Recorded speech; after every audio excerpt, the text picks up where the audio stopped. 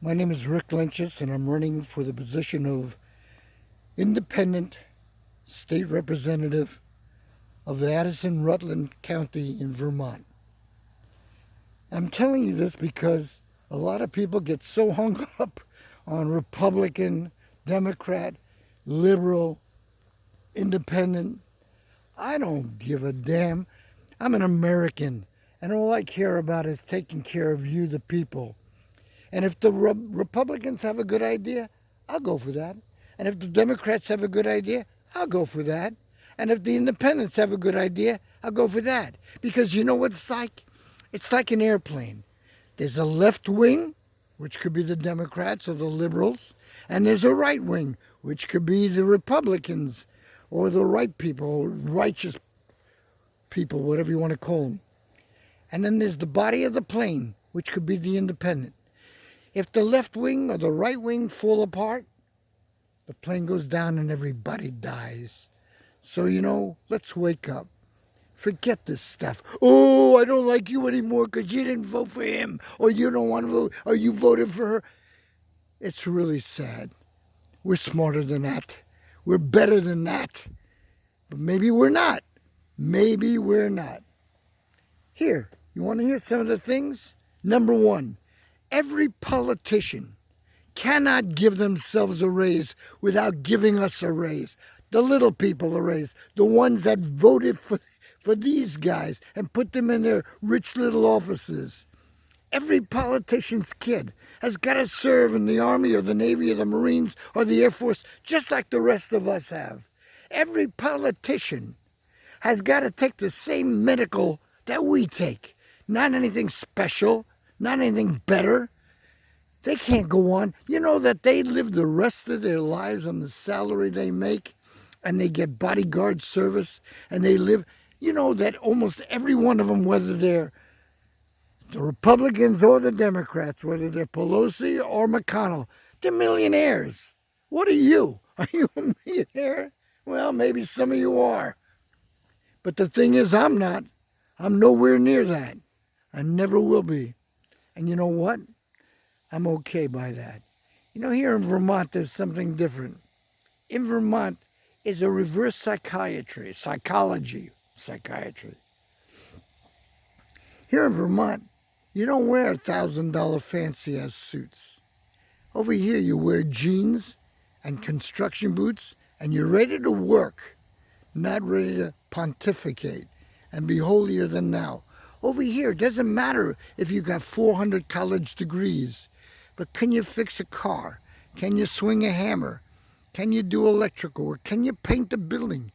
Can you do anything with your hands? Can you get a little dirt on your hands? That's the difference. Okay. Beside that, as an architect, my background is working with the American Disabilities Act.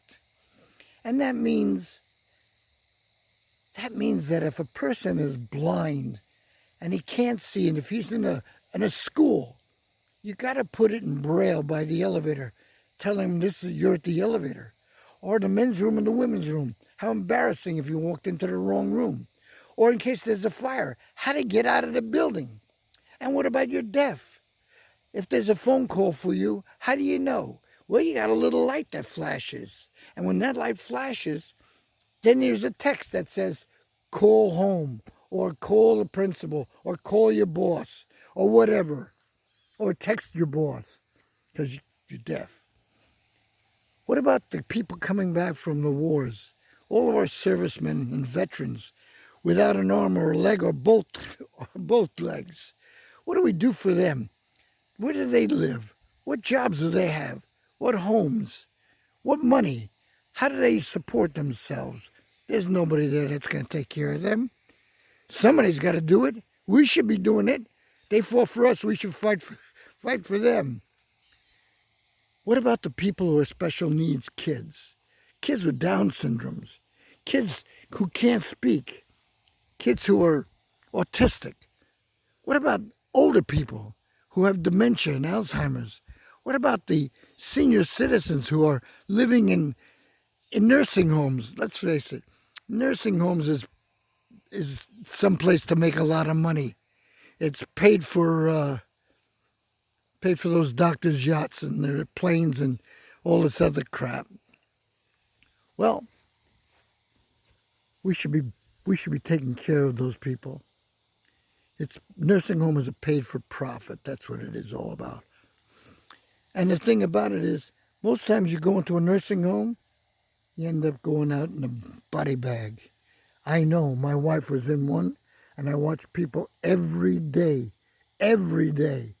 Somebody died and was taken out. Okay, they were all senior citizens, but seniors are not the only ones that die and not the only ones that get sick. So what I'm trying to get to is that there's a lot that has to be done. People have to come in and inspect the foods that the kids eat in school. They have to make sure there's no lead in the paint. They have to make sure there's no asbestos in the tile or on the floor. They have to make sure of a lot of things. We need inspectors. That's jobs. Beside that, we have to make sure that people who are old and dying and need medicine are not paying like I did. I had to get ready for this. I was given a script from my doctor here in Vermont, and it was for my cholesterol. So I went into Walgreens, and they said it was $700. I said, you got to be joking. Where am I going to get $700 for this? I'd rather have cholesterol. They said, no, you can't do that. We already made it out for you. I said, I don't care. They said, all right. And after a lot of arguing, they dropped it they gave me a $500 discount. All I had to do is pay $199 or $200. I paid it. I paid it on my credit card. Of course, then I went home and I cut that down. But the thing about it is, when I went back to the doctor the next day, I said, you know that script you gave me? They were going to charge me $700. I paid $200. They fell through the floor, and I said, you know what that is? At Hannaford, around the corner, it's only $10. $10. From now on, you come to us. We'll get you the medicine. I got that Good RX thing. My wife needed something. So, with Good RX, I checked it. And sure enough, they charged me $99. Good RX said the most expensive it should be, which was Walgreens, was $41. They had to give me the difference. The funny thing is that CVS, Rite Aid, Hannaford's, everywhere else, that same thing was only maybe $15, $18. I went there again the other day. They charged me $25 for something. I checked it with Good RX. It was $5.08. Come on, people. I mean, did you ever go into one of the stores and you see Tylenol and then you see the name brand of the stores and the Tylenol might be $5, but the name brand is only $3? Well, if they could do it and it's the same ingredients and just a different name, why can't we do that? Do we have to go to Canada? So I think that we have to hit the pharmaceutical company real hard. And you know what else? Do you know that doctors, when you go to a doctor's office, a lot of times they tell you, you need this gabapentin, just as an example. It just so happens, I happen to have some right here in my closet. They open it up, there's all this medicine that the guys who are selling drugs come over and they give these guys a whole bunch of stuff so that they can be the pushers and you become the addicts. We're all junkies because we're buying stuff we don't really even need. The pharmaceuticals are giving it free to the doctors who are pushing it on us until we get hooked and we need it all the time. And then the drugstore's making money and the insurance company makes money. And everybody's happy and they're singing Kumbaya.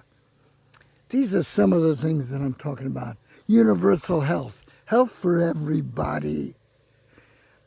I mean, I can go on and on and on. But you got the idea. Same thing when you talk about the police. I was a cop. I was an auxiliary cop, a rent-a-cop, or what do you want to call it. But I wore a uniform, and I had a badge, and that means that if a kid a block away doesn't know I'm not a real cop or not, he could put a bullet through my heart. But they didn't do that. You know why they didn't do it?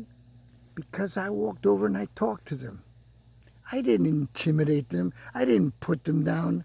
I wouldn't shoot them. I didn't even have a gun. But I got accommodations from the mayor for actually walking up to a guy and saying, you were breaking into that car. Either you come with me, I'm going to reenact your birth through that window. And the guy came out. And we walked together to the precinct. And I put him in the cell by myself. No cuffs. And I shut the door. And I wrote it up. And then when we had to go before the judge, of course, he never showed. But that's what I did. You know, when that kid got, the guy that was at Wendy's sleeping in the parking lot or the drive-thru, what you could have done is say to him, hey, fella, if you're tired, you want me to drive you home, or you want me to get